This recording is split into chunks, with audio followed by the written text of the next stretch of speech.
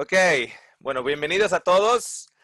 Evidentemente, el hecho de que estén ahí mostrando esas hermosas caras nos están dando permiso a, a subir su cara en YouTube. ¿Ok? Evidentemente, si quieren salirse, en cualquier momento se pueden salir. Esto es totalmente a través de libre albedrío. Si quieren estar aquí, están. Si no quieren estar, se salen. Pero si se quedan, que sepan que hay una alta posibilidad de que su cara aparezca en YouTube. ¿Ok? Entonces, continuando, están ya dando permiso para que eso sea una posibilidad, que su cara esté presente. Y que le pueda pedir también que lea. Se puede negar posiblemente, pero en el momento que salga que lea, pues su cara va a estar más expuesta. ¿Ok? Entonces, esto lo hacemos porque si no, tenemos problemas por parte de YouTube, tenemos problemas con permisos, etc. La otra cosita que quiero recordarles es que nos ponen todavía más problemas si aparece un niño. ¿Ok? Aunque ustedes sean el padre o el responsable de ese niño, si aparece un niño en cámara, YouTube nos pone todavía más problemas. ¿Ok? Por cualquier cosita te pueden sacar un vídeo en YouTube. Te lo pueden quitar. Así que si pueden estar pendientes de que no salga un niño, porque si no, Mary cuando edita tiene que ir fotograma por fotograma y borrando al niño de la cámara. Y eso es un trabajo enorme. Es un trabajo muy, muy grande. ¿Ok? Así que tengamos eso en mente. Eso es, digamos, la nota primera.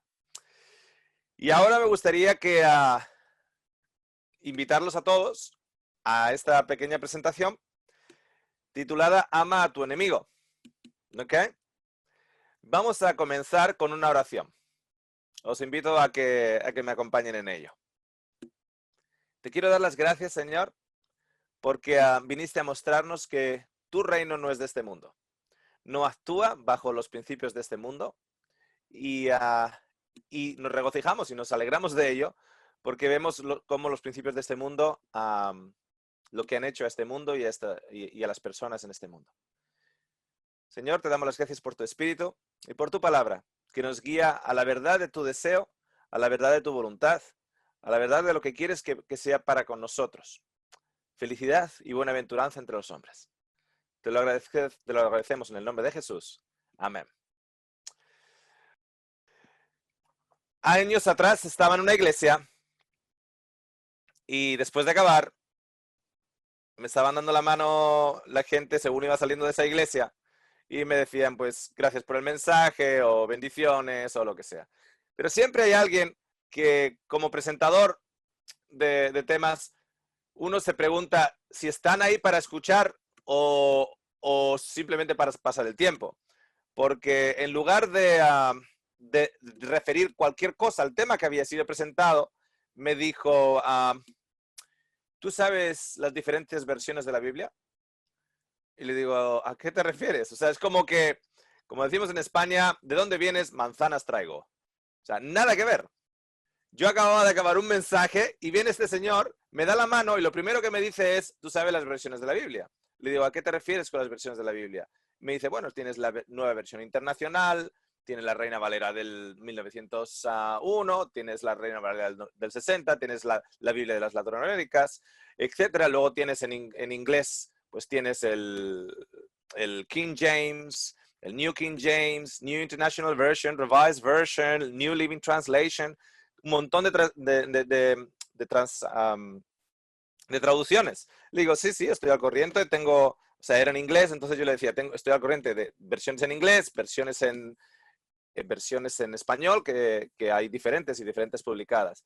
Me dice, ¿tú sabes que hay versiones que ciertas cosas no están en ellas? Le digo, ¿ah, sí? Y me dice, sí, hay ciertas cosas que no están en ellas. Son versiones del demonio. Le digo, mire. Y le digo, yo me hice el tonto totalmente, porque tengo el privilegio de hacerme el tonto, si quiero.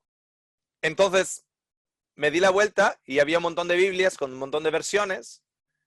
Y este hombre me dice, sí, yo te lo explico fácil, te lo muestro fácil.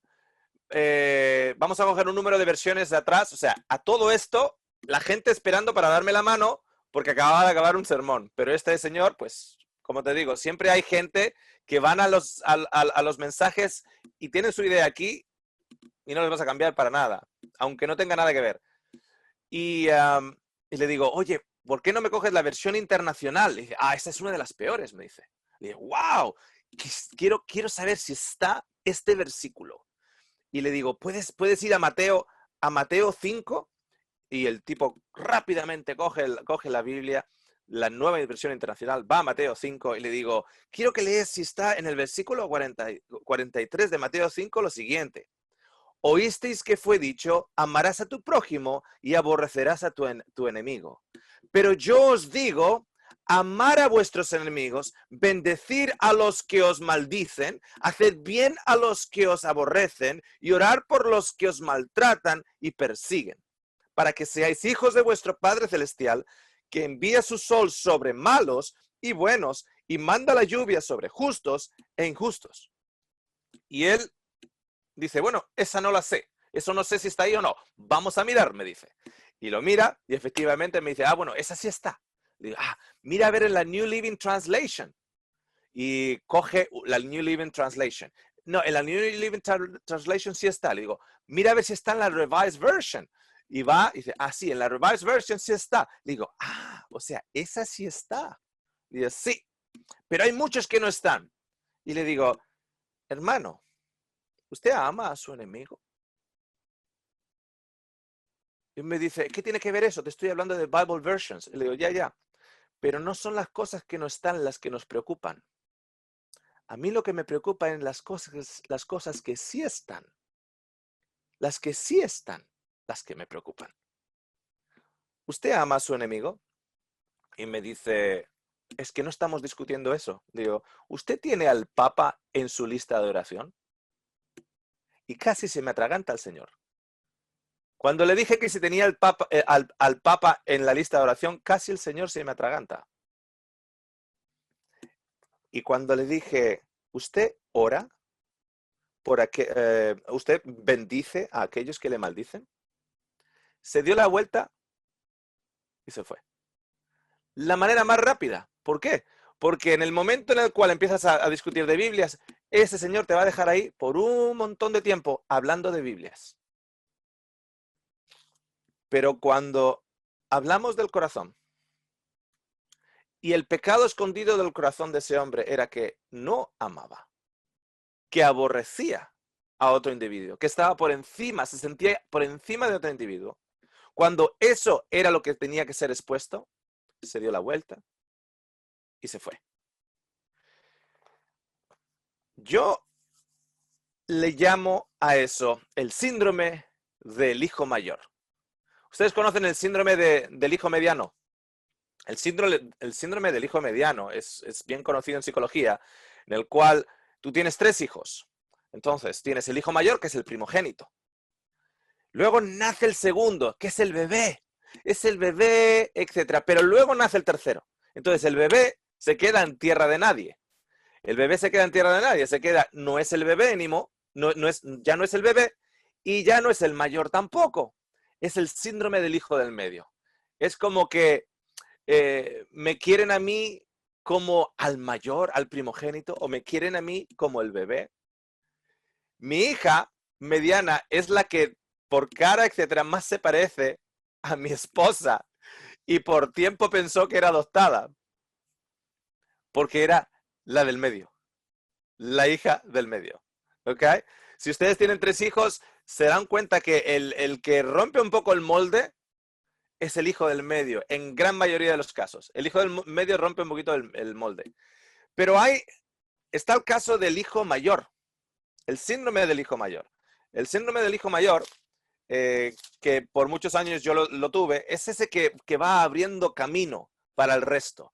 Va abriendo camino. Yo soy el mayor de 2 hermanos y es como que En los estudios yo me esforzaba más que mi hermano. Mi hermano, si pasaba con un 7, perfecto. Yo tenía que pasar con un 9,5 o tenía que pasar con un 10, porque yo tenía que hacerlo todo perfecto. O sea, parte del síndrome del hermano mayor es que tienes que ser perfecto, tienes que hacer todo perfecto, tienes que hacer todo bien, tienes que ser el obediente, tienes que de una u otra manera mostrar un ejemplo a tu hermano. ¿Ok? El hermano, uno se siente como hermano mayor que el hermano pequeño no tiene la misma presión. ¿Ok? De hecho, a mí me llamaba Oscar y a mi hermano, que era solo 2 años y medio menor que yo, se le llamaba el niño.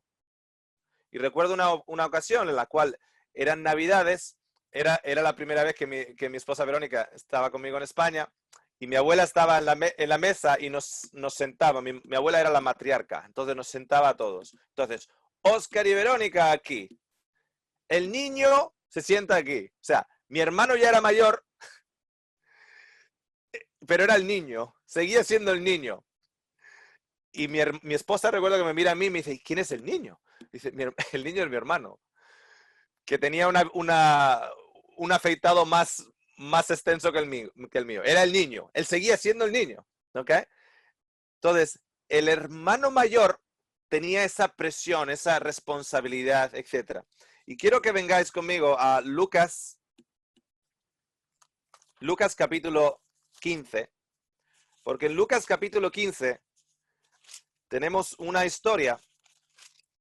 Bueno, es el capítulo de 3 historias hermosas. La pérdida de la oveja perdida, la historia de la oveja perdida, la historia de la moneda perdida y la historia del hijo perdido o el hijo pródigo. ¿Ok? Pero me quiero concentrar aquí en el hijo mayor.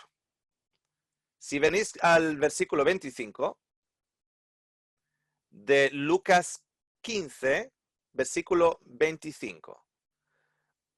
Muchos de ustedes ya conocen la historia. El hijo pequeño ya ha regresado. Ya se ha gastado toda su herencia. Ha pasado por los cerdos. Ha pasado por su conversión. Ya regresa sin esa altivez, sin ese orgullo. Ya regresa sin esa me lo sé todo, etc. Es un hijo cambiado. De hecho, el padre le dice, mi hijo estaba muerto y ahora vive. ¿Ok?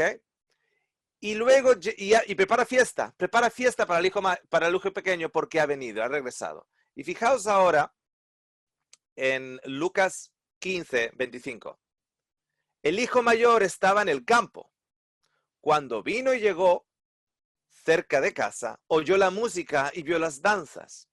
Y llamando a un criado, le preguntó, ¿qué era eso?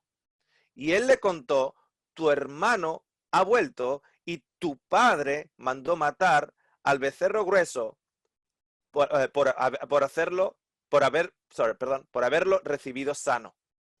O sea, el siervo le recuerda al hijo mayor que tu hermano y tu padre. Pero fijaros cómo continúa la historia, en el versículo 28. Entonces el hermano mayor se enojó y no quería entrar. Por eso su padre salió y le rogaba que entrase. Pero él respondió al padre, hace tantos años que te sirvo, sin haberte desobedecido jamás. Y nunca me has dado ni un cabrito para gozarme con mis amigos. Y ahora que vino tu hijo, no mi hermano, tu hijo, que ha consumido tus bienes con rameras, has matado para él el becerro grueso. Entonces el padre le dijo, hijo, tú siempre estás conmigo y todas mis cosas son tuyas, pero era necesario hacer fiesta y alegrarnos, porque, y le recuerda nuevamente, tu hermano estaba muerto y ha revivido, estaba perdido y ha sido hallado. Este hombre tiene el síndrome del hermano mayor maxificado de una manera tremenda. Fijaros, él resulta que está envidioso de una u otra manera porque el padre ha hecho fiesta del hijo menor. Y fijaros, él estaba trabajando en el campo. Y le dice al padre, he estado sirviéndote, trabajando por ti. Y ahora le das fiesta a él, que no ha trabajado. ¿Saben por qué? Porque el evangelio no es por obras. El evangelio es por gracia. El evangelio no es por obras, es por gracia. Y este hombre está poniendo como méritos todo lo que ha trabajado en el campo del Padre. Todo lo bueno que ha hecho en el campo del Padre. Y que no es justo que el Padre le dé lo mismo. Lo mismo podemos ver en otras historias. Resulta que hay un hombre que tiene un viñedo y sale a la plaza a recoger a aquellos que están en la plaza para trabajar en el viñedo. Y va temprano a la mañana. Y durante el día vuelve a ir y vuelve a coger más y vuelve a coger más. Hasta que al final, a una hora antes de que se ponga el sol, va nuevamente a la plaza y solo hay un grupo, y hay un grupo todavía allí. Y se lleva a todo el grupo hasta que la plaza queda vacía. Cuando empieza a pagar el jornal del día, empieza primero a pagar por aquellos que solo han trabajado por una hora. Cuando los otros que han trabajado desde la mañana ven que les está pagando un denario, lo mismo que habían contratado, lo mismo que le habían contratado para ellos, empezaron a ilusionarse y dijeron, uy, si a ellos le están pagando un denario, que han trabajado una hora, estoy haciendo calculaciones, a mí me va a tener que pagar una pasada, me va a tener que pagar mucho más. Cuando llegan a ello y ven que les pagan a ellos también un denario, se enojan nuevamente. Recuerden que el hermano mayor está enojado. Pero estos también se enojan. ¿Por qué? Porque han trabajado todo el día en el campo del Señor. Y estos solo han trabajado una hora.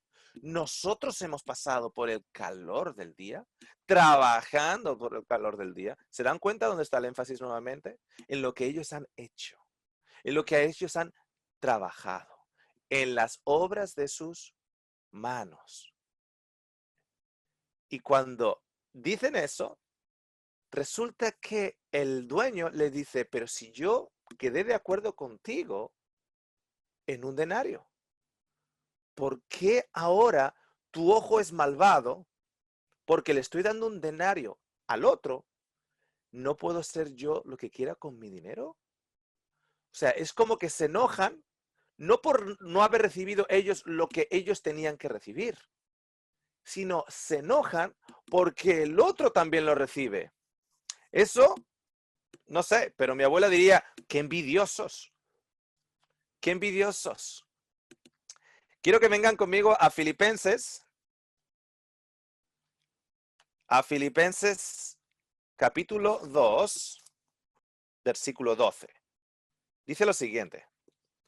Por tanto, amados míos, tal como habéis obedecido siempre, no solo en mi presencia, sino mucho más ahora en mi ausencia, ocupaos en vuestra salvación con temor y temblor. ¿Alguno de vosotros en vuestras Biblias va a tener la palabra trabajar en vuestra salvación con temor y temblor?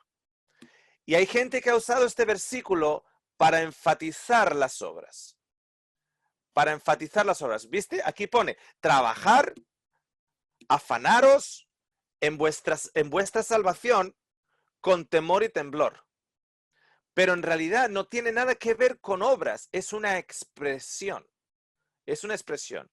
En inglés, la expresión sería mind your own business o preocúpate de lo tuyo. No te estés preocupando del vecino. Si yo le estoy dando al vecino salvación o no. A eso se refiere. Trabaja en tu propia salvación. Es una expresión o ocupaos en vuestra salvación, no es para que tú estés forzándote en tu propia salvación, no, es para que dejes de pensar si esa persona es mundana o no es mundana, si esa persona se va a salvar o no se va a salvar, si esa persona merece ser salvada o no merece ser salvada. En realidad lo que este versículo te está diciendo es lo siguiente: preocúpate de que tú estás en el Señor. Preocúpate de que tú estás en el Señor. Os voy a poner un ejemplo.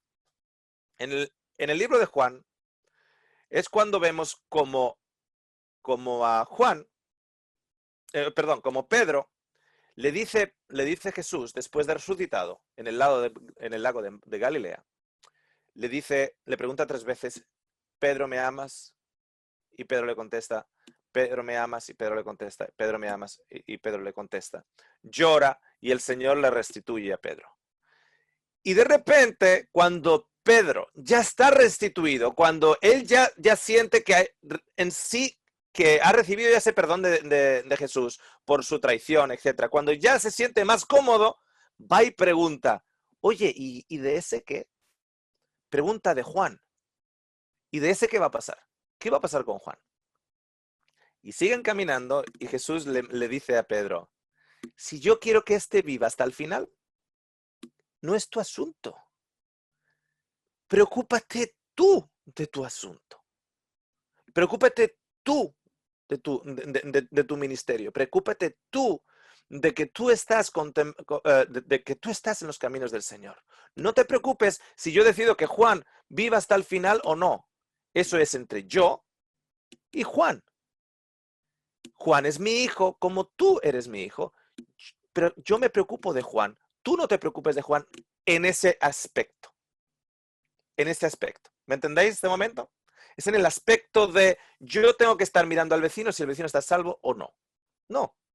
No desde el punto de vista de a ver si llega o no. No, no, no, no. Yo me tengo que preocupar para el vecino, para amar al vecino. Para, para orar por el vecino. Esa es mi única preocupación del vecino. No quién está salvo y quién no está salvo. Ok. ¿De momento me siguen? ¿Se me escucha bien todavía? ¿Sí? Ok. Perfecto. Muy bien. Jesús está caminando con sus discípulos y los discípulos se adelantan por delante de él o se retrasan o se ponen por delante o se ponen por detrás cuando quieren hablar de sus asuntos. La idea es apartarse de Jesús para hablar de ciertos asuntos, para que Jesús no escuche ciertos asuntos. Y uno de los asuntos es quién es el más grande, quién es el mejor. Y los discípulos empiezan a preguntarse entre ellos y a discutir entre ellos en el camino quién es el más grande entre ellos. ¿Cuál es la jerarquía entre ellos? ¿Quién vendría a ser, digamos, el hijo mayor y quién los otros? ¿Quién es el que se va a sentar a la derecha y a la izquierda? Empiezan a hablar en ese lado. Qué curioso, porque para hablar de esos temas, quiero que se fijen en lo siguiente. Para hablar de esos temas, los discípulos se tienen que o avanzar o retrasarse, pero no pueden estar caminando con Dios. No pueden estar caminando con Jesús y hablar de esos temas. Para poder hablar de esos temas, se tienen que o retrasar y dejar que Jesús vaya por delante, o adelantarse y dejar que Jesús vaya por detrás. Pero no pueden hablar de esos temas con Jesús al lado. Qué curioso. Porque cada vez que yo escucho cosas así, yo ya me doy cuenta de que esa gente o está caminando por delante del Señor o está caminando por detrás del Señor, pero no está caminando con el Señor cuando está hablando de esos temas. Y usamos esas expresiones regularmente como cristianos. Fijaros, una que es súper, súper, súper clara, y aquellos que han sido cristianos por más tiempo, es una expresión que todavía se mantiene en muchísimos, muchísimos, muchísimos círculos cristianos. La palabra, bueno, es que ellos son mundanos. ¿Se dan cuenta? Ellos son mundanos. Si ellos son mundanos, nosotros somos celestiales. ¿Se dan cuenta? Nosotros aquí arribita, ellos aquí abajito. ¿Saben que para mirar quién es el más grande entre nosotros, tenemos que o caminar por delante de Jesús o caminar por detrás de Jesús, pero no podemos estar caminando en ese momento con Jesús? Porque nos daría vergüenza decirlo. Ok. Ellos son mundanos o están en el mundo. Son mundanos. Si yo soy de una denominación en particular y esa denominación, yo considero que esa denominación tiene la verdad, cuando hablo de otra denominación, la hablo desde ese punto de vista del ranking. Estoy creando un ranking. Ese es católico. Fíjate en mis ojitos, ¿eh? Es católico. Es católico. ¿Qué estoy diciendo? No sabe, yo sí. Yo estoy por encima de él. Estoy haciendo un ranking. Para decir esas palabras, estoy caminando por delante de Jesús o por detrás de Jesús. Pero me avergonzaría si Jesús estuviera presente. ¿Por qué? Porque es el mismo que me está diciendo que no busques sentarte en las zonas altas de la sinagoga. No busques en sentarte al lado de la zona más alta en la mesa, sino siéntate en la zona más humilde. En las sinagogas se sentaban unos enfrente de otros, así como en escalones.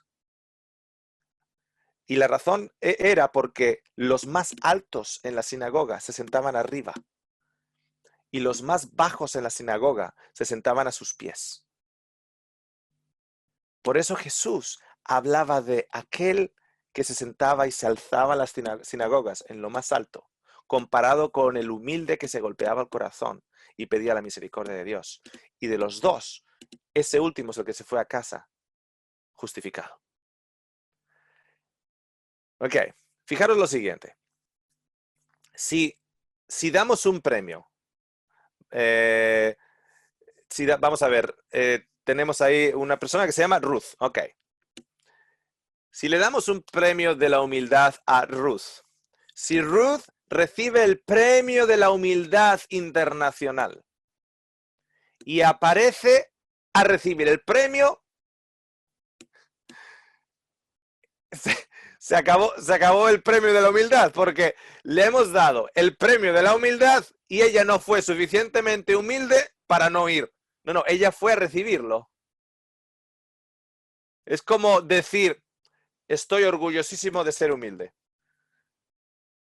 Estoy muy orgullosa hoy de ser humilde y que me lo hayan reconocido. Es una contradicción. Es una contradicción. Es como que parte de la verdad es entender que la verdad es una verdad creciente en su gloria. Parte de la cruz es el hecho de que la cruz es un estudio por toda la eternidad. En el momento en el cual, de la misma manera que Ruth, perdería el estatus de ser humilde, en el momento que va a recoger su galardón de la humildad, la verdad es ese concepto. La verdad es esa persona o ese concepto en el cual decir que la tengo, ya de por sí la dejo de tener. En el momento que yo digo yo tengo la verdad, la dejo de tener.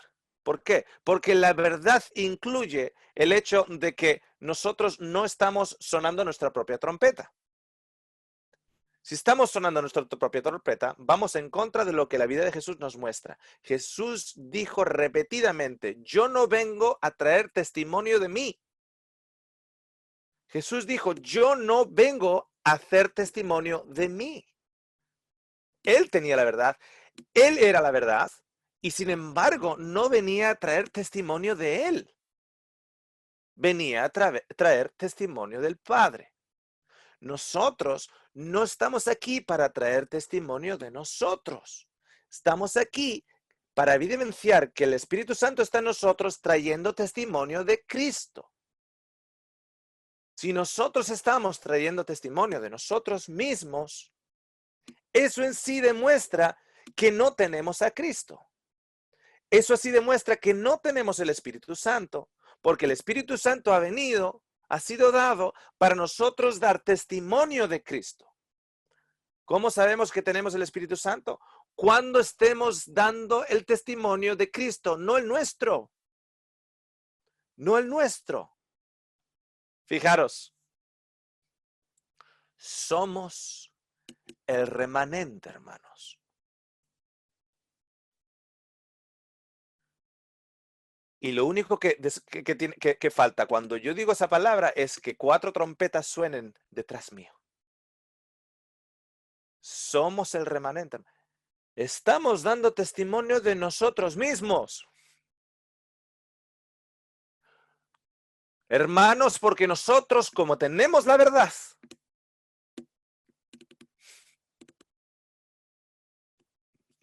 estamos dando testimonio de nosotros mismos. Nosotros somos puestos como cristianos para dar testimonio de Jesús, no de nosotros mismos. En el momento en el cual tú te alzas para declarar que tú tienes la verdad, en ese momento dejas de tenerla, porque la verdad es una persona y esa verdad es Cristo. Y tú te has alzado, y como tú te has alzado declarando que tienes la verdad, para decirlo tienes que o caminar por delante o caminar por detrás de Jesús. O caminar por delante o caminar por detrás, pero no puedes caminar con Jesús, que es la verdad. En el momento en que tú te pones en un ranking, pones tu dedo en tu Biblia y dices, yo soy el remanente, estás diciendo que esa persona que va a las cárceles de otra denominación, de una u otra manera, es menos cristiano que tú. Esto es lo que estás diciendo. Que tú estás sentado en el lugar alto de las sinagogas mientras otros están sentados a tus pies. Y no nos damos ni cuenta. No nos damos ni cuenta porque hablamos entre nosotros de ello. De la misma manera que los discípulos hablaban entre ellos de estos temas. No era solo uno, no era Pedro caminando, yo me voy a sentar al lado de Jesús en su reino, yo soy el más grande. No, no, no, no, lo hablaban entre ellos. Entre ellos se los hablaban los unos a los otros. Qué curioso, porque luego vienen niños en los brazos de sus madres y esos mismos discípulos los apartan. Vienen mujeres para que se les sane a sus hijos y esos mismos discípulos se los apartan. No molestes al maestro. Si al maestro eso no le molestaba. Si lo que lo molestaba al Señor es que después de 3 años, antes de que todavía ser crucificado, todavía estaban hablando de quién iba a ser el más grande. Cuando estaba faltando poquito para ser crucificado, le viene la madre de Juan y Santiago para que le ponga a un lado a su hijo y al otro lado. Eso sí le molestaba al maestro, pero no que le trajeran a niños. No es las cosas que no entendemos en la Biblia las que nos deben de preocupar. Son las cosas que claramente entendemos. Hay gente que entiende todas las profecías y no entiende Mateo 5, del 43 en adelante, del 39 en adelante. Amar al prójimo como a ti mismo. Ora por aquellos que os maldicen. No entienden eso. ¿De qué me vale a mí entender las profecías si no entiendo el versículo más central de la razón por la cual Jesús vino aquí? Para la restitución del carácter de Dios en el hombre. Dios amó al mundo de tal manera que se dio por él, pero el mundo que dice que le sigue a él no se da por nadie. Fijaros lo siguiente.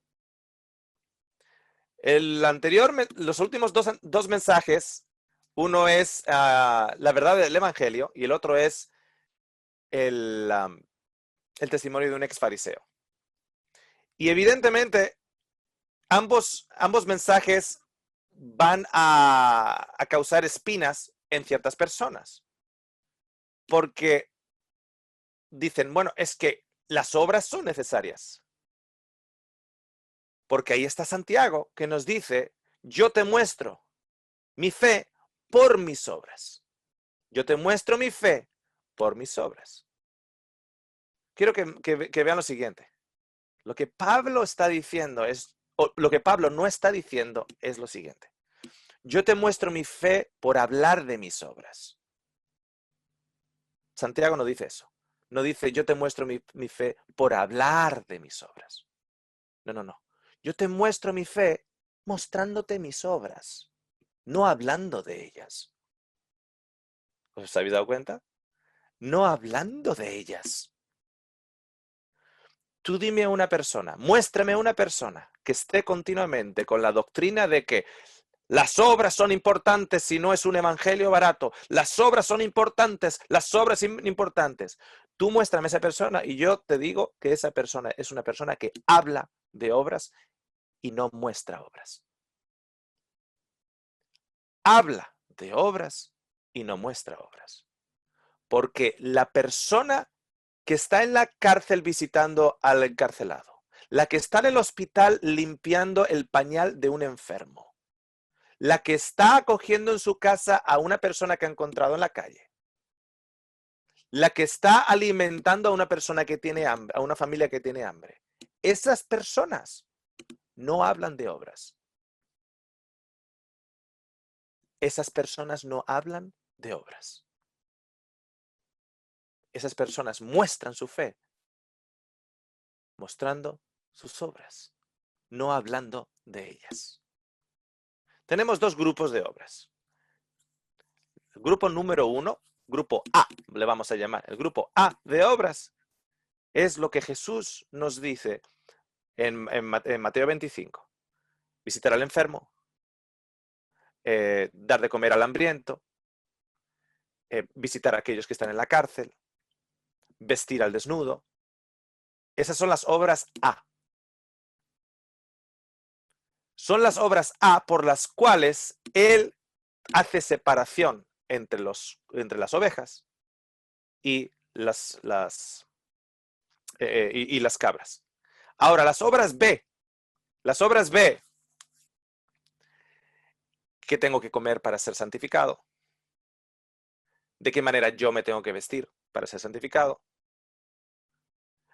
¿Cuántas horas tengo que dedicar a la mañana en la oración para ser santificado? ¿Con qué tipo de personas me tengo que juntar yo para ser santificado? ¿Qué tiene que haber en mi nevera en la casa para ser santificado? ¿Cuán larga tiene que ser mi falda para ser santificada? ¿De qué manera me tengo que arreglar el pelo para ser santificado? ¿Se dan cuenta? Las obras B, que son de las que más se hablan cuando hablamos de las obras, ¿qué música tengo que escuchar para ser santificado?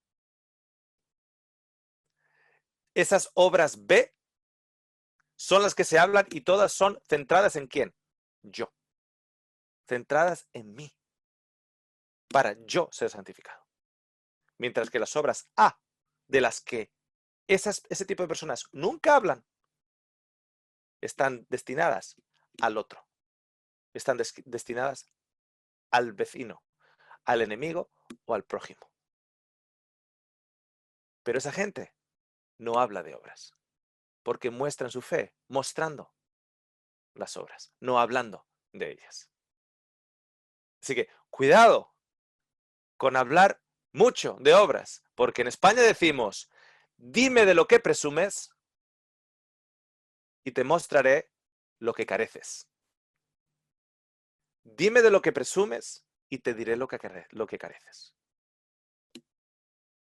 Esas obras que nos ensalzan a nosotros mismos nos ponen en un ranking. Y ese ranking es demoníaco. ¿Por qué es demoníaco?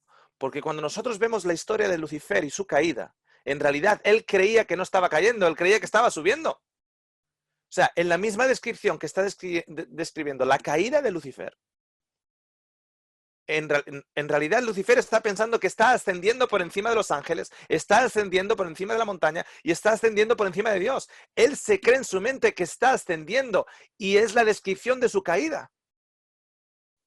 Está cayéndose y en su mente cree que está subiendo. Y ahora ustedes están pensando, uy, si soy yo, si es el grupo donde, si son los hermanos de iglesia. Claro. Y ahora se pregunta usted, ¿cómo es que el mundo no ha sido atraído a nosotros? Bien simple. Porque el mundo solo será atraído cuando Cristo esté alzado, no nosotros. Cuando Cristo esté alzado, atraerá a todos a Él. Entonces, yo estudié ingeniería en España cuando era joven. Estudié ingeniería y me gustan mucho las ecuaciones, ¿no? Estudié cálculo avanzado y tuve el privilegio de estudiar con uno de los profesores, era parte del proyecto de NASA París. Y era un obsesionado de las matemáticas y me obsesionó a mí con las matemáticas en el cálculo avanzado. Y entonces, incluso ahora cuando los hijos pasaron por la adolescencia y pasaron por las ecuaciones binarias y todo esto, ¡wow! Me lo paso genial. Me encanta la estructura matemática. Entonces, vamos a poner ciertas cosas en una ecuación. Si Cristo es alzado, atraerá a todos a Él. Oye, pero es que la gente no está siendo atraída a nuestras iglesias. La gente no está siendo atraída a nuestra fe. La gente no está... Bueno, entonces, miremos la ecuación. Si Él está alzado, significa todos serán atraídos a Él. ¿No está llegando nadie? Adivina qué. Cristo no está siendo alzado. Es la ecuación más sencilla. Cristo no está siendo alzado. Estamos alzando otras cosas. Están rechazando el evangelio. Ni modo, no están rechazando el evangelio. No les estás mostrando el evangelio. Porque el evangelio es lo más hermoso que Dios ha podido darnos. Es las mejores noticias que Dios nos ha podido dar. Que Dios en Cristo Jesús estaba reconciliando al mundo para consigo.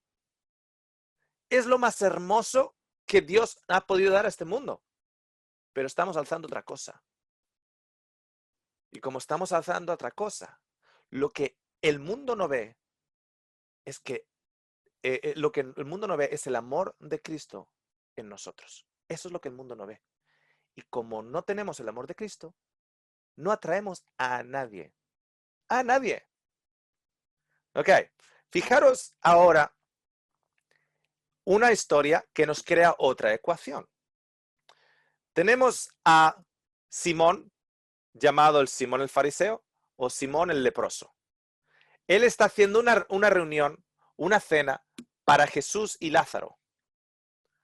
Porque le viene bien incluir a Lázaro en la cena, porque Lázaro ahora es la habladuría del pueblo, y tú tener del que se está hablando en el pueblo, tenerlo en la casa, te alza a ti. Y tener al maestro más famoso en ese tiempo, es como que, oye, a mí no me conoce nadie aquí, pero yo, por lo que sea, resulta que soy amigo de Lionel Messi, y Lionel Messi en una de estas viene a mi casa y lo pongo en el internet, en el Facebook, ¡pum! Una foto yo con Lionel Messi. Oye, me hago famoso. Me hago famoso. Es como estuve en tal y tal meeting y estaba tal y tal persona. Es como que soy más famoso, me he hecho más famoso porque esa persona estaba en el mismo meeting donde yo estaba. ¿Ok? O vino tal y tal predicador, me fui ahí, me saqué una foto con él y lo puse en Facebook. Soy amigo de Doug Batchelor. Soy amigo de Doug Batchelor. ¿Por qué? Porque eso me alza a mí. Yo estoy por encima. ¿Saben que hay gente ¿Saben que hay gente que usando el programa de ordenador de computación Photoshop tiene fotos encima de su pianito con el Papa, con Bill Clinton, con Barack Obama?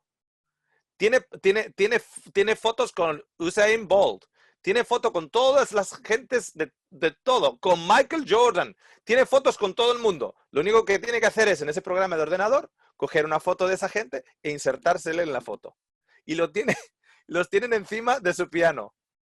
Es como famoso por proximidad. Es famoso por proximidad. Ok, entonces, este fariseo llamado Simón, que había sido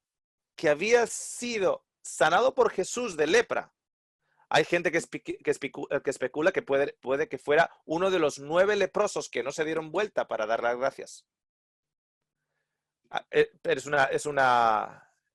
es una asunción en ese sentido. Entonces, él llama al famoso maestro y al famoso milagro que era Lázaro. Y se le llena la casa de gente. ¿Ok? Está más popular. Cuando María, la hermana de Lázaro, viene de vida dudosa anteriormente, de vida de prostituta anterior, viene y le empieza a ungir los pies a Jesús y los limpia con su cabello. Este Simón va y dice, si este fuera profeta, sabría qué tipo de mujer es ella, pues es pecadora. Ella es pecadora. Es pecadora. Yo soy Simón, que me siento arriba en las sinagogas, que tengo la verdad del Torá. Yo guardo el sábado y me visto bien. Yo como lo que tengo que hacer, lo que tengo que comer, y me relaciono con personas de mi mismo estatus, porque no me contamino con nada que sea común o inmundo. Ella es pecadora. O sea, cuando yo le estoy diciendo a una persona, tú eres pecadora, ¿sabe lo que no estoy haciendo? No la estoy amando. Y el mandamiento dice, ama a tu prójimo. No apuntes el dedo a tu prójimo para decirle, ella es pecadora. Pero lo que me interesa es la ecuación que Jesús nos trae. Jesús nos trae una ecuación, nos forma una ecuación, porque Él se da cuenta de ello y le llama y le dice, Simón, hubo un hombre al que una persona le debía, y no recuerdo las cantidades, pero le debía 1000 denarios. Y había otro que le debía 10 denarios. Si ambas personas, su deuda es cancelada, ¿quién le va a amar más? Y Simón va y le dice, bueno, el que le debía más. Y Jesús nos da la ecuación y dice lo siguiente. Porque al que poco es perdonado, ama poco. Y al que mucho es perdonado, ama mucho. El que poco es perdonado. Fíjense la ecuación.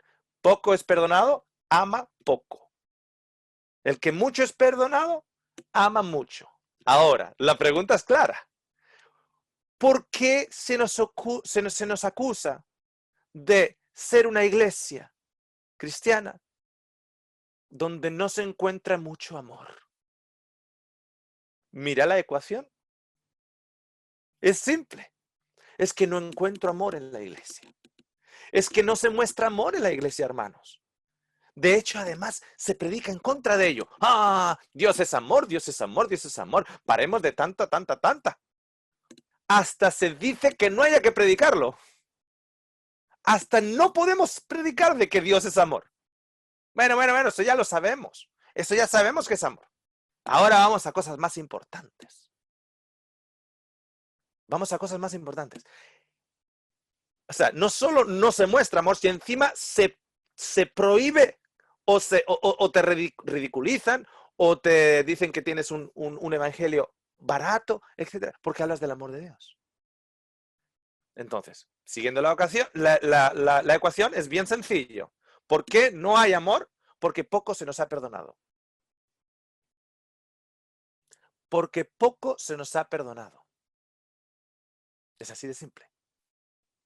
¿Será que tenemos, será que como, es que pena, ¿no? Igual, igual es que, igual es que me tengo que hacer prostituto o prostituta para que se me perdone más, para que pueda amar más, ¿no? O puede que sea que el concepto que nosotros tenemos del pecado es diferente al concepto que Jesús tiene del pecado. O puede que sea que nosotros tenemos un concepto de la cruz en el cual entendemos que nosotros hemos caído 10 metros, mientras que la prostituta ha caído 1000 metros. Y cuando Jesús vino a salvarla, tuvo que bajar para ella 1000 metros, pero para nosotros solo tuvo que bajar 10 metros. ¿Es el concepto que tenemos? ¿Que Jesús de una u otra manera baja más profundo para otras personas que para nosotros?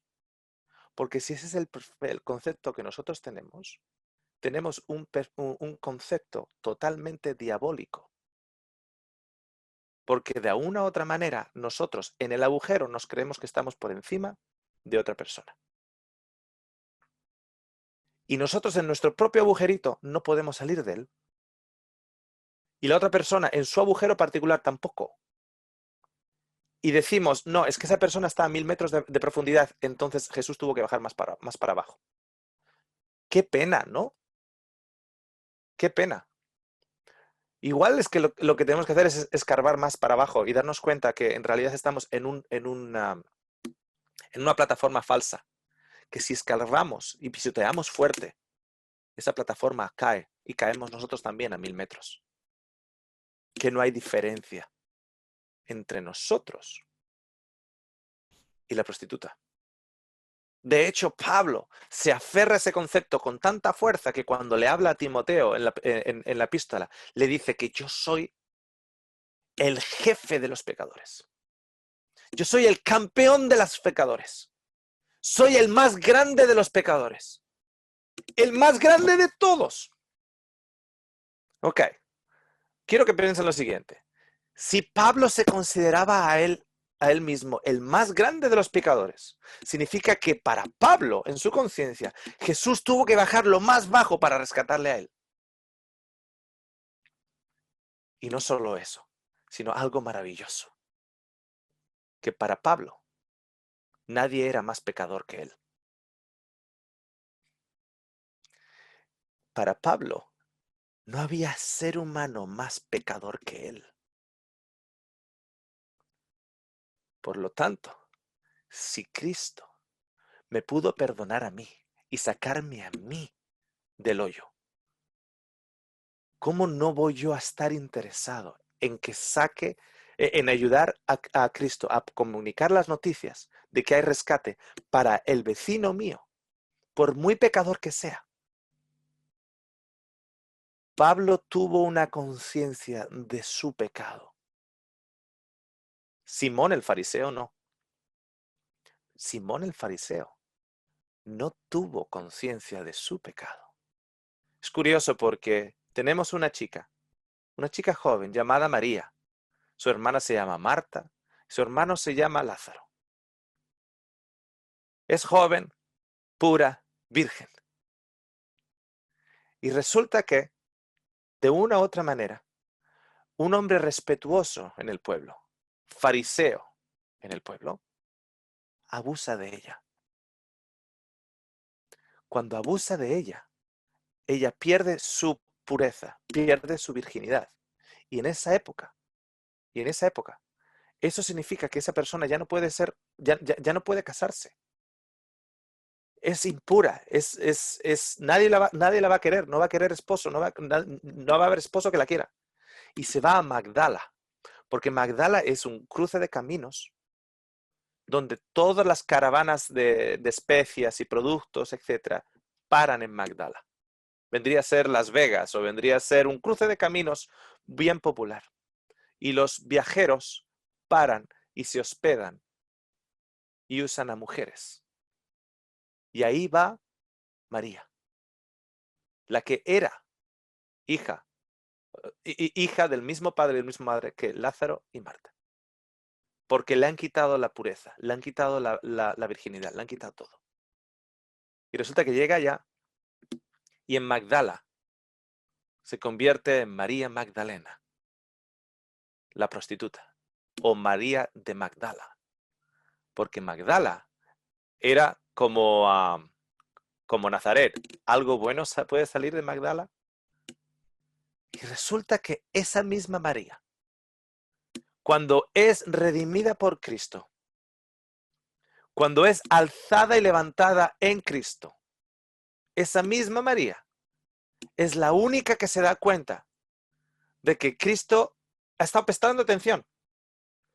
Jesús les ha dicho a los apóstoles una y otra vez, me van a apresar, me van a crucificar, al tercer día me voy a levantar.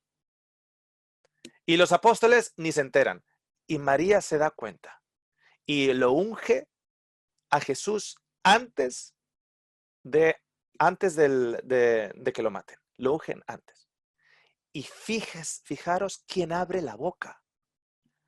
De todos los que podrían haber abierto la boca. Judas diciendo, ¡ja! Malgastó el dinero cuando se podría haber dado a los pobres. Cuando sabemos que Judas robaba de la bolsa. Y el otro que habla es Simón el fariseo. Cuando los comentarios bíblicos nos dicen que ese mismo Simón el fariseo fue responsable de quitar la pureza de ella años antes. Cuando yo apunto el pecado de otro, me estoy apuntando mi propio pecado. Cuando yo apunto el pecado de otro, me estoy apuntando mi propio pecado. Cuando yo escucho a personas diciendo, fíjate esa mujer, fíjate cómo viene, ni que estuviera tentando. ¿A quién le está tentando? A él. A sus propios pensamientos impuros. A él. Lo único que está saliendo de su boca está juzgando y al mismo tiempo está siendo juzgado, porque esos son los pensamientos que están en su mente. Esos son los pensamientos que están en su mente. ¿Cómo sabes tú que eres de Cristo? ¿Cómo sabes tú que eres de Cristo? ¿Cómo saben el resto que tú eres de Cristo? ¿De qué hablas? ¿Dónde está tu pensamiento? ¿Qué buscas oportunidades para compartir de qué? ¿De qué se te llena la boca? ¿De Cristo? ¿De qué se te llenan los pensamientos? ¿De Cristo? Entonces eres de Cristo. Pero si te estás llenando la boca de acusar los pecados de otro, fíjese lo que ocurre. Que estás mirando la hoja el pedacito de paja en el ojo ajeno y tú tienes una viga de madera en el tuyo. Y hay mucha gente que les gusta construir la casita de los tres cerditos con las pajas del resto. Coge pajita de aquí, coge la paja de María, la paja de Luisa, la paja de Juan y hacen la casita de los tres cerditos con tanta paja. Y ellos en su ojo tienen vigas que se podrían hacer una mansión. Tienen vigas en sus ojos que se podrían hacer una mansión. Y andan ahí construyendo casitas de paja del resto. Pero ¿sabes lo que no están haciendo? Amando. No están haciendo eso, no están amando. Y hay un hijo que estaba dentro y un hijo que a día de hoy todavía está afuera. El hijo mayor, a día de hoy, porque no sé si se han dado cuenta que la historia no ha acabado. Esa película, ese libro de esa historia, de esa parábola, no ha acabado. El hijo mayor sigue todavía rechinando los dientes en la oscuridad. Rechinando los dientes porque su hermano está ahí dentro y él no. Todavía está fuera, rechinando los dientes. El Señor ha venido aquí a salvar el mundo. No sé, lo he contado hace poquitito, no sé si se lo conté a ustedes en el anterior mensaje o no. Voy a usar el nombre de una denominación y no me gusta usar el nombre de una denominación porque tenemos a gente de todas las denominaciones y gente sin denominaciones, gente que está aprendiendo de Jesús, etcétera. Y no quiero, digamos, hacer un sectarismo, ni mucho menos. Pero voy a usar hoy el nombre de una denominación. Resulta que está Pedro haciendo a los redimidos un tour por el cielo. Les está haciendo un tour, les está mostrando el río, les está mostrando el árbol de la vida, les está mostrando la ciudad, les está mostrando los jardines, y va como de guía de tour, ¿no? Y detrás está una gran multitud. Y de repente llegan como una especie de muro, y Pedro sigue hablando, y les está mostrando, fíjese, estas son plantas que ustedes las conocieron con espinas, pero aquí no tienen espinas, porque el Señor vino a reformar, a restaurar todo. No tienen espinas y la gente coge de las moras y no se le llenan los brazos de espinas ni de pinchos y están disfrutando y van siguiendo. Y en una de estas, alguien levanta la mano y le dice, perdón, señor guía, Pedro, me he dado cuenta que por los últimos 2 kilómetros que estamos caminando, al lado derecho, hay como un muro, como que estamos caminando al lado de un muro continuamente. Y Pedro dice lo siguiente, shh, no levantes mucho la voz, que adentro están los adventistas, se creen que están aquí solos.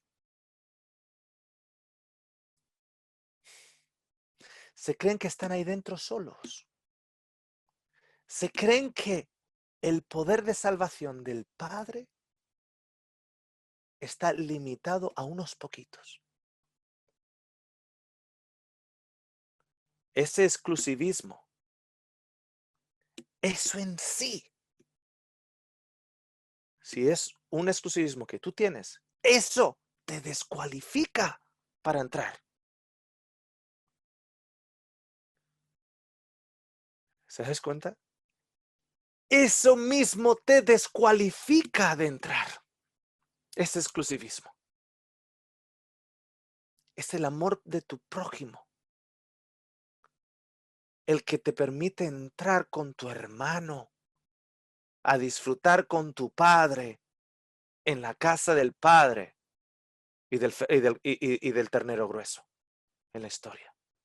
Es la falta de amor por su hermano que mantiene todavía en oscuridad al hermano mayor fuera. Cuando nosotros leemos la descripción de la Nueva Jerusalén, en el capítulo 21 y el capítulo 22 nos dice que no hay necesidad del sol. No dice que no haya sol, dice que no hay necesidad de sol porque Él es la luz. Y muchos de nosotros somos como el hermano mayor y estamos no en la luz, sino en oscuridad. Primera de Juan nos dice que aquel que dice que camina con Él y no ama a su hermano, está en la oscuridad. ¿Se dan cuenta? Están como el hermano mayor, están en la oscuridad. Uy, uy, uy, uy, uy, uy. Les voy a mostrar el último versículo en el Salmo 23. En el Salmo 23, si vienen al Salmo 23, y aquí lo dejamos. Salmo 23, fijaros lo que nos dice en el versículo 5. Me preparas una mesa en presencia de mis enemigos. Me has preparado una mesa en presencia de mis angustiadores. Aquellos que me angustiaban, aquellos que eran enemigos míos. Unges mi cabeza con aceite.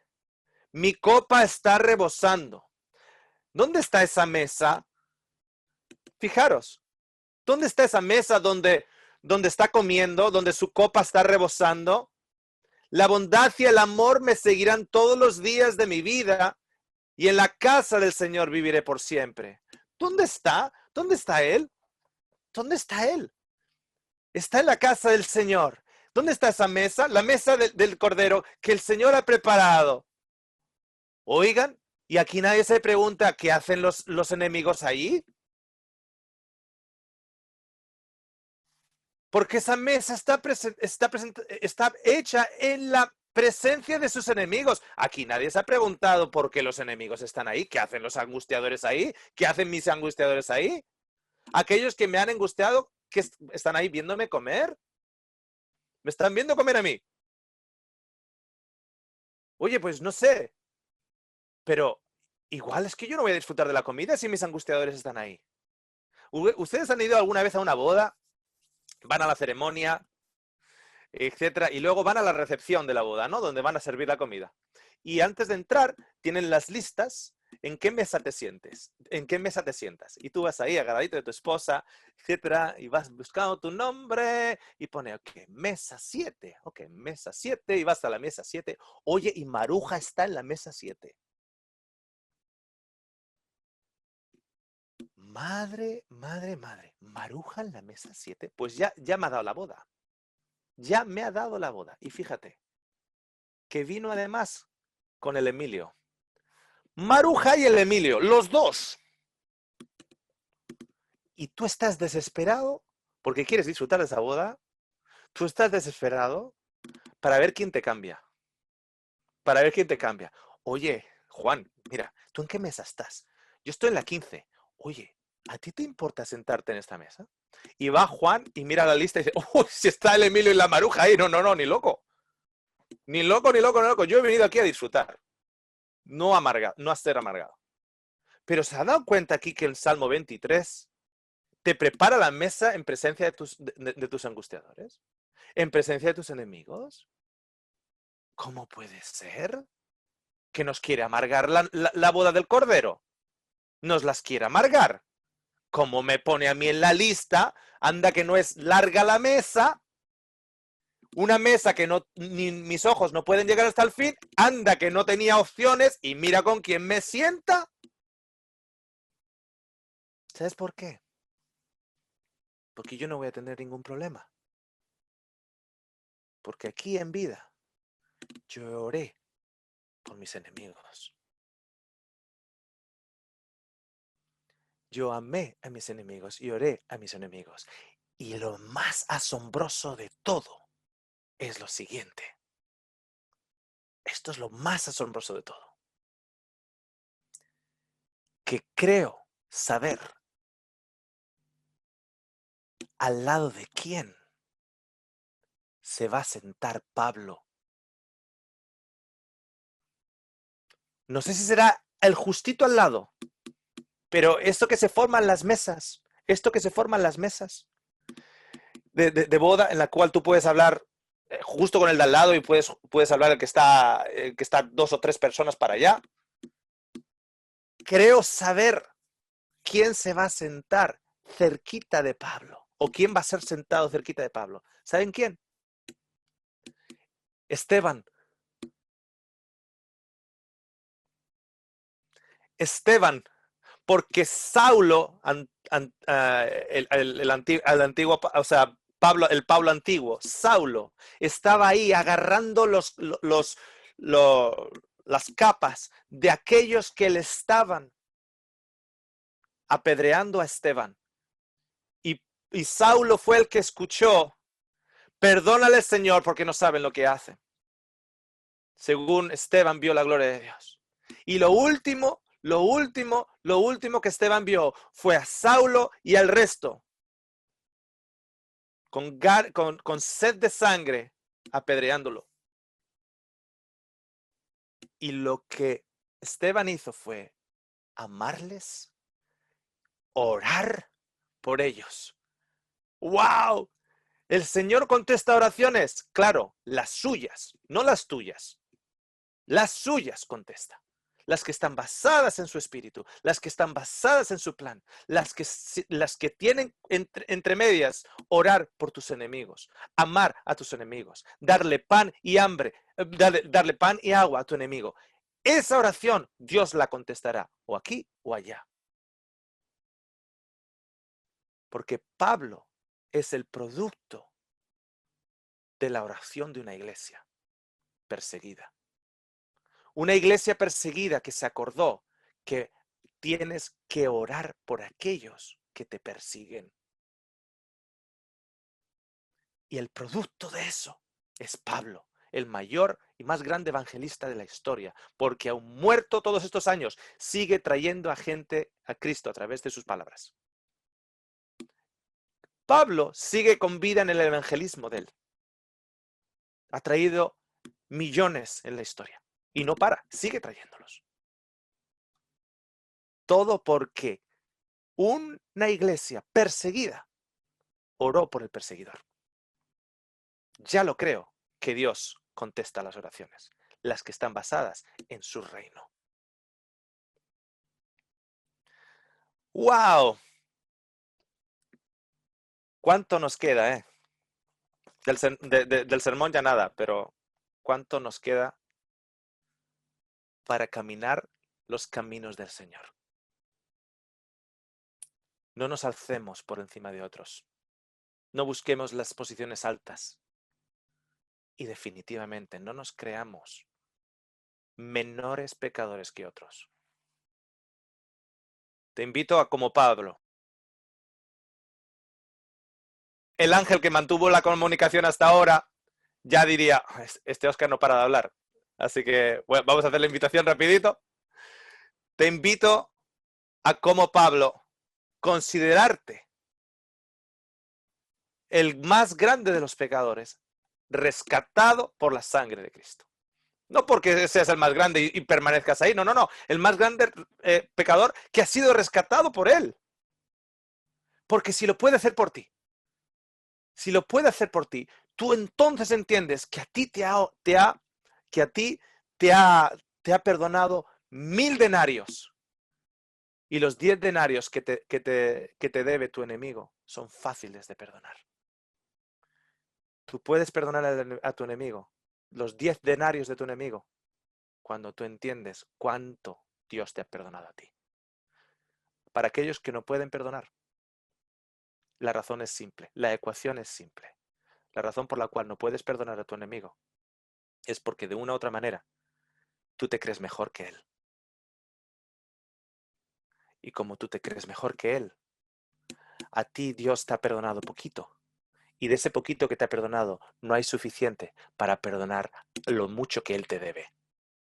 Lo mucho que tu enemigo te debe. Entonces no tienes en tu banco de perdón suficiente para perdonar a tu enemigo. Es por eso que no puedes perdonarle. Y es por eso que hay un lugar llamado la oscuridad y el rechinar de dientes, en el que no solo ese tipo de personas estarán, sino que encima viven a día de hoy en ese mismo lugar. No es que lo vayan a vivir después, ya lo están viviendo la oscuridad y el rechinar de dientes, ya. De la misma manera que el padre salió para decirle a su hijo, entra hijo, entra, saluda a tu hermano, dale un abrazo hijo, entra, hay luz dentro, no te quedes en la oscuridad, hay luz dentro. De la misma manera te invita hoy a ti. Espero que si el Señor ha traído a la mente a alguien, que puedas, después de este mensaje, llamarle o hablar con el Señor para preparar la manera en la cual hables con esta persona. Llores con él, te abraces con él y entres en la luz del Evangelio. Vamos a cerrar con una oración. Gracias, Señor, te damos porque la luz es tan grande. La vida y el reflejo de Jesús es tan hermoso que no es aquello que no entendamos en la Biblia lo que nos preocupa, sino la simple luz de las cosas que claramente hasta un niño pequeño lo entendería. La que nos ilumina, nos muestra nuestro pecado y nos invita con la sonrisa amable, hermosa y amorosa de Dios a ser limpiados. Señor, es mi deseo que la voluntad de todos aquellos que han escuchado este mensaje así lo hagan. Que se desprendan de aquello que les mantiene esclavos clavados, plantados en el lugar de la oscuridad, rechinando todavía los dientes ahí. Te lo agradecemos todo en el nombre de Jesús. Amén.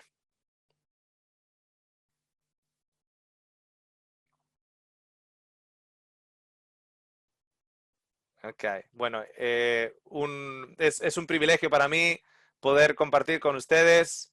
ah,